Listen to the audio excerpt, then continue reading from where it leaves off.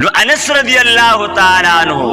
روایت کړی دی نبی کریم صلی الله علیه و آله وسلم او فرمایل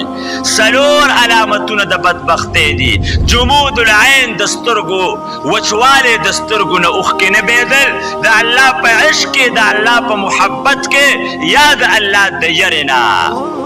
دویم د بدبختی علامت اغا قساوت القلب د زړه سختېدل چې ستا په زړه باندې د الله خبره کلام الله د الله د رسول خبره حق وینا حق خبره په اثر نه کوي.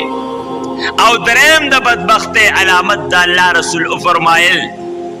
طول العمل د امیدونو ګډوالي لوی لوی منصوبې جوړول لوی لوی امیدونه تړل. او څلورم د بدبختۍ علامت چې د الله رسول فرمایو والحرص علی الدنیا د دنیا حرص او لالچ د دنیا مینه او محبت په زړه کې چې پیدا شي دا د بدبختۍ علامت دی. هر بنده دې غور او فکر وکړي څوک داسې چې دا څلور علامتونه نن په هغه کې نشي موندلی.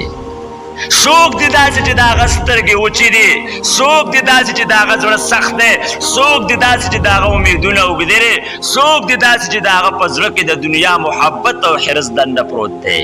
محترمو د الله رسول دا فرمایلی دي چا کې مداوي دا د خپل ځان نه وباسو د خپلو سترګو نه اوښکې د الله په یاد کې چې کوم دی وبهیو په خپل زړه کې د الله یاد او د الله یره او د الله محبت پیدا کو او خپل امیدونه مختصر کو هغه د آخرت تیارې له سوچ او فکر وکړو